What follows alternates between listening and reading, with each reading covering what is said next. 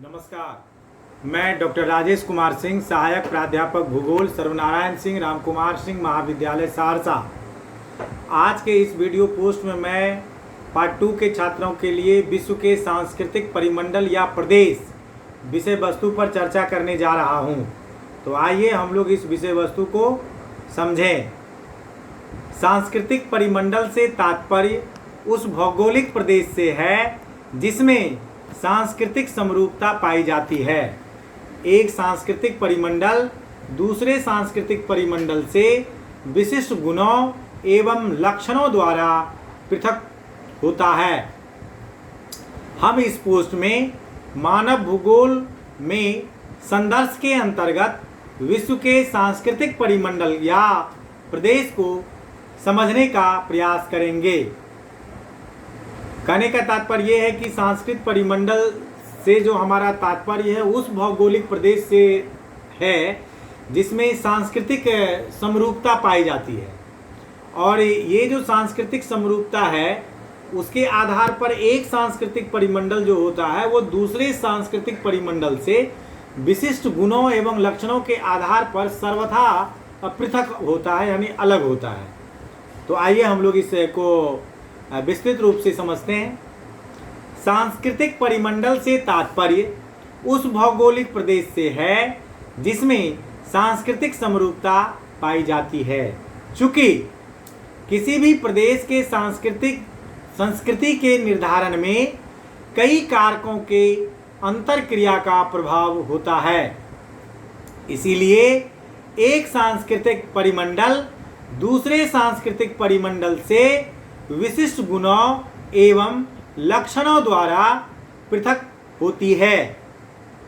इन कारणों में प्रजातीय गुण, धर्म, भाषा, रहन सहन, वेशभूषा, खान पान इत्यादि प्रमुख होते हैं।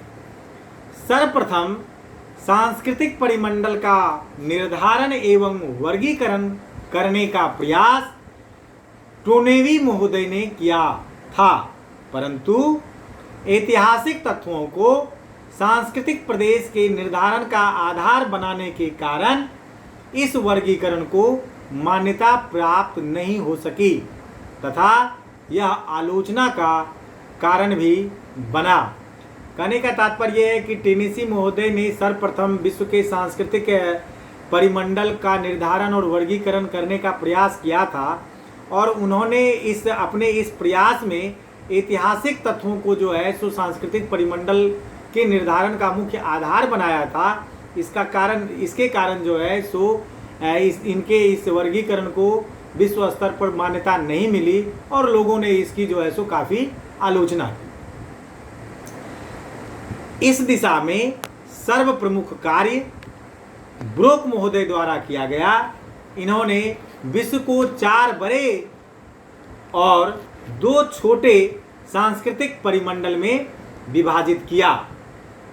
इसमें उन्होंने 8 चरों को निर्धारण का आधार बनाया, यानी कि अभी के समय में जो विश्व स्तर पर मान्यता प्राप्त जो सांस्कृतिक मंडल है जिसके आधार पर हम विश्व को सांस्कृतिक मंडल में विभिन्न सांस्कृतिक मंडल में हम विभाजित करते हैं, ये काम जो है सो ब्रोक महोदय के द्वारा किया गया। और उन्होंने अपने इस निर्धारण में विश्व को सांस्कृतिक परिमंडल में जब उन्होंने विभाजित किया तो उन्होंने 4 बड़े और 2 छोटे सांस्कृतिक मंडल में विभाजित किया।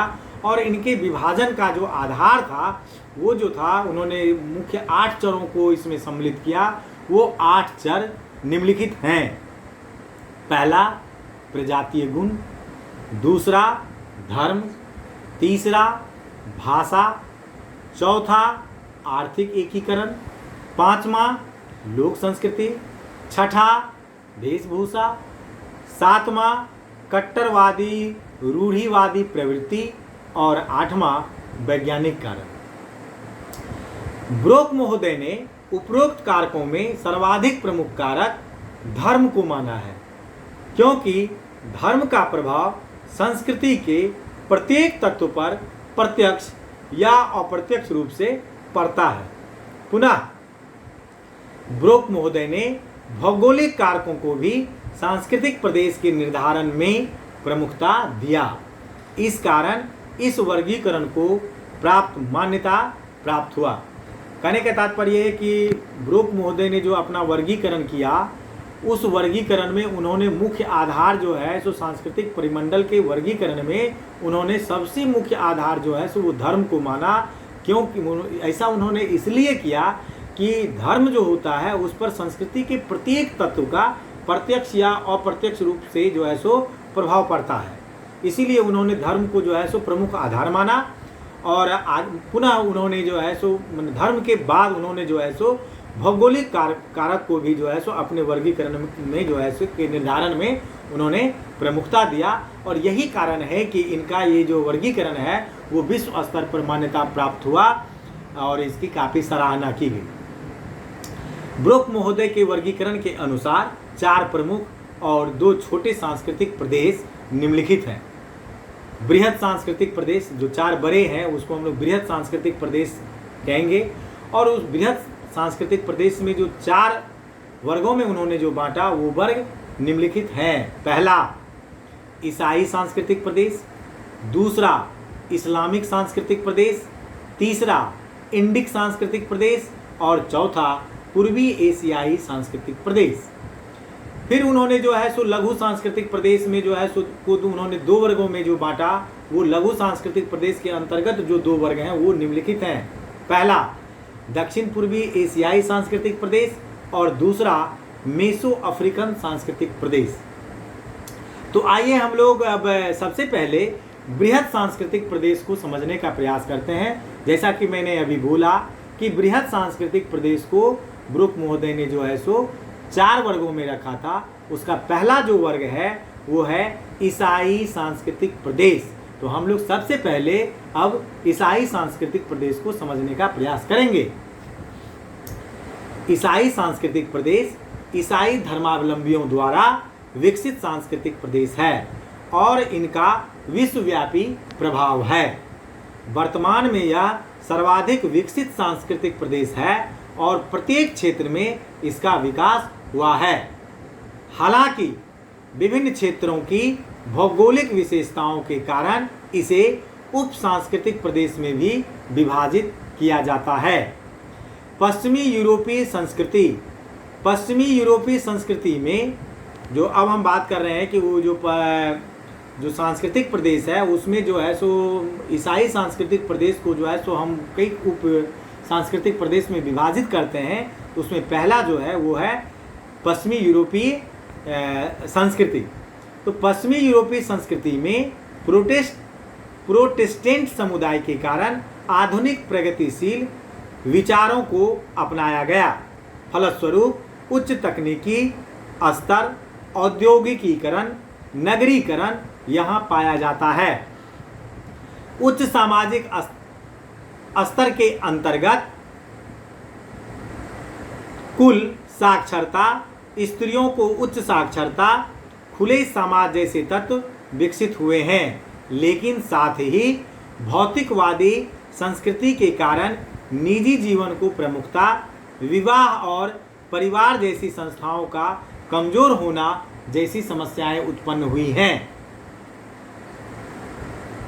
दूसरा जो है वो है दक्षिण यूरोपीय संस्कृति। दक्षिण यूरोपीय संस्कृति में कैथोलिक संप्रदाय के प्रभाव के कारण धर्म के परंपरागत रूढ़िवादी मान्यताओं का प्रभाव भी बना हुआ है। यहाँ विकास का स्तर पश्चिमी यूरोपीय संस्कृति की तुलना में पिछड़ा हुआ है। तीसरा है आंग्ल अमेरिकी संस्कृति।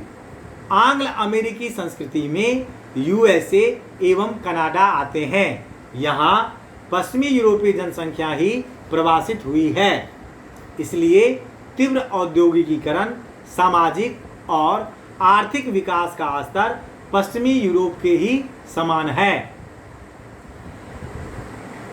अगला है लैटिन अमेरिकी संस्कृति।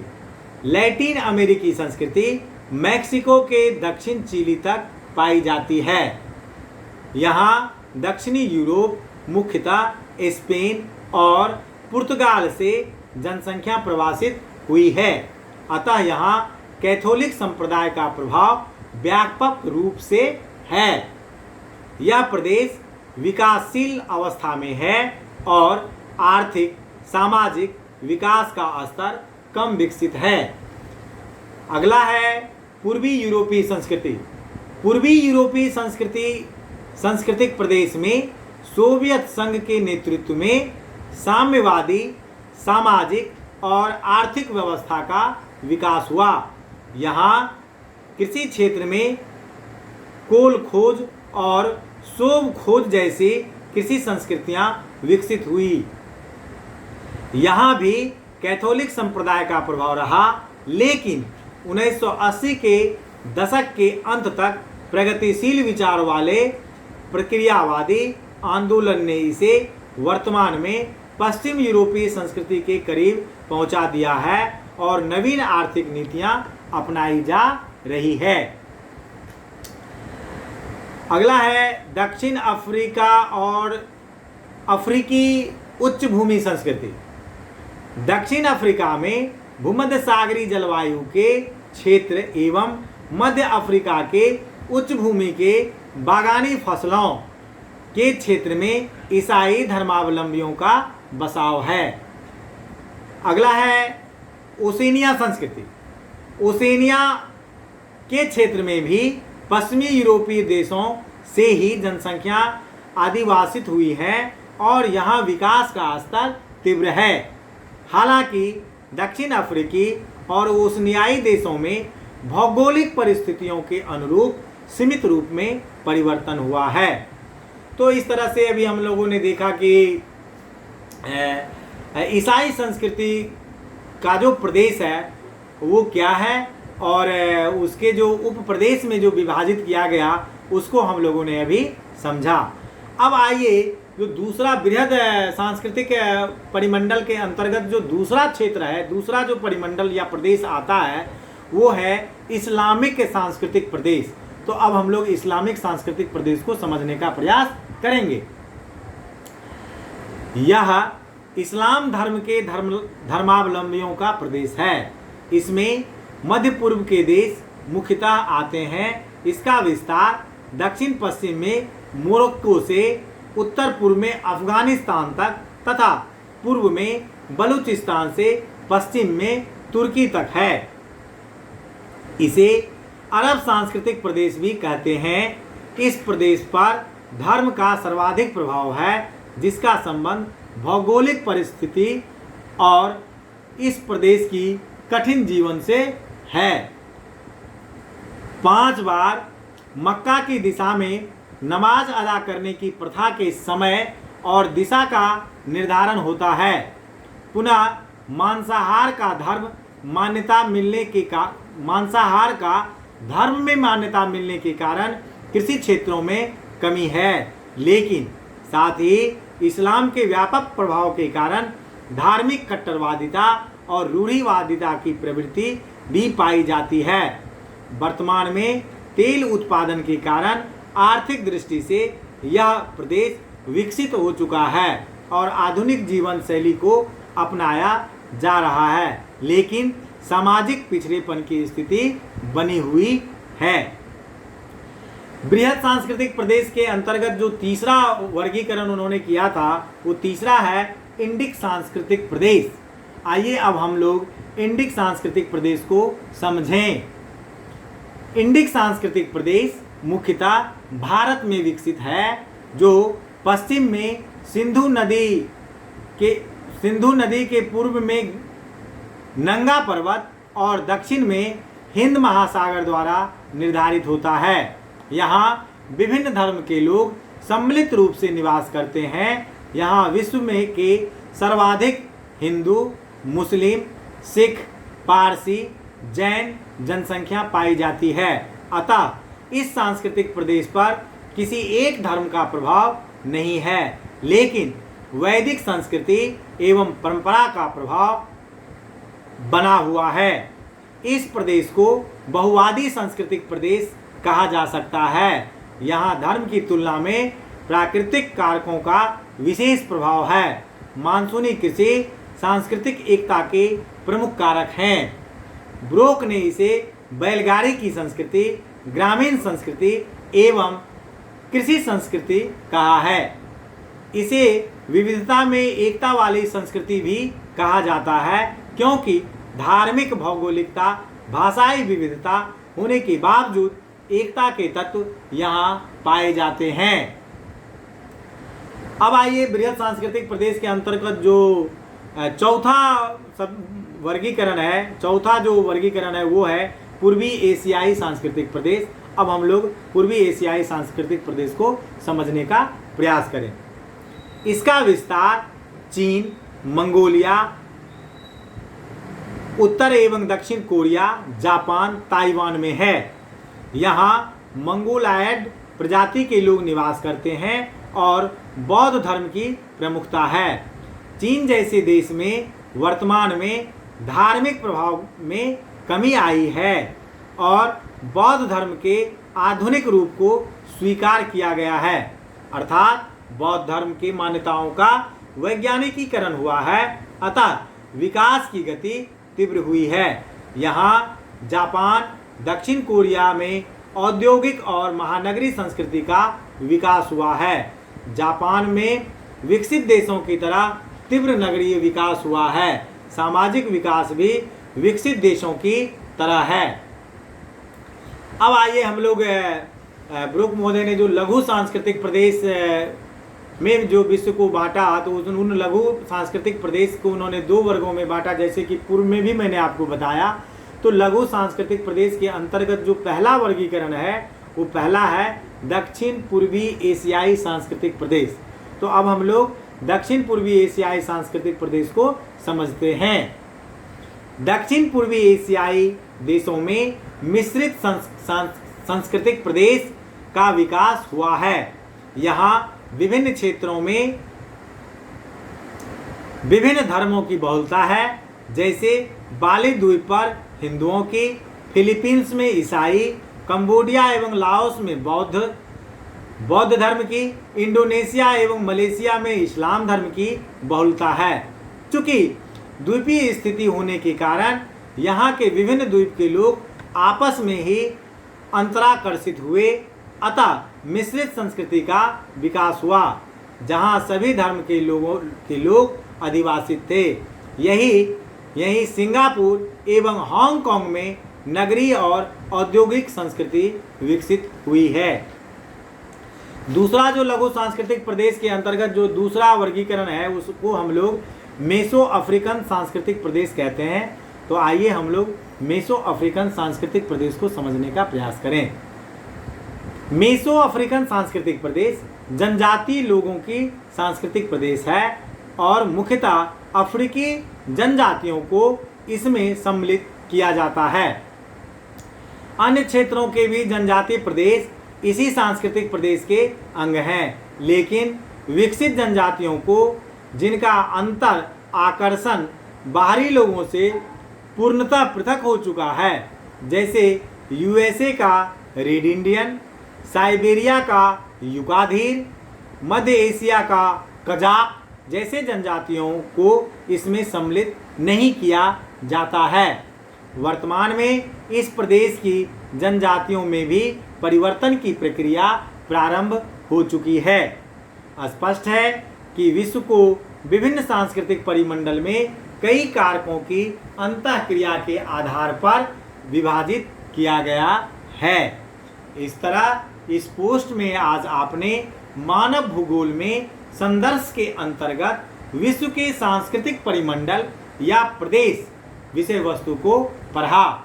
अगर आपको इस विषय वस्तु को समझने में कोई भी कठिनाई आ रही हो तो आप मुझसे मेरे व्यक्तिगत मोबाइल नंबर 9470786423 पर 24x7 कभी भी फोन करके विशेष जानकारी प्राप्त कर सकते हैं। धन्यवाद।